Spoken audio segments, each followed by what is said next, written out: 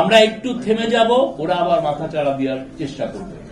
এইটা যাতে না হয়, বাংলাদেশে যাতে কোনো ধরনের কোনোভাবে স্বৈরাচার এবং তার সাঙ্গপাঙ্গরা ফিরে আসতে পারে, এটা আমাদের দেখতে হবে। এটার জন্য আমাদের অনেকের প্রাইস পে করতে হবে। আমার হয়েছে, রিজভী ভাইয়ের হয়েছে, সবার হয়েছে, বাট আমরা এখানে একতাবদ্ধ। এবং এই জায়গায় আমাদের মেসেজ সবার, প্রফেসর ইউনূসের মেসেজ, আপনারা যে যেখানে আছেন শান্ত হন, মেন কাজটা করেন, সবকিছু লিপিবদ্ধ করেন।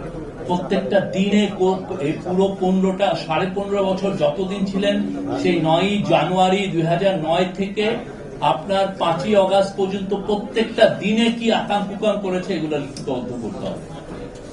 কোনো কিছু যত আনডকুমেন্টেড না থাকে, যেটা আমরা আগে করতে পারি নাই, বা 15 বছর সে যেভাবে আমাদেরকে এই যে 74-এর ফ্যামিলির কথা আমাদেরকে ভুলে রেখেছিল, এমন কেউ নাই। আমি আমার ফ্যামিলি, আমি জানি আমার বড় ভাই, উনি আমেরিকার এখন একটা ইউনিভার্সিটির প্রফেসর।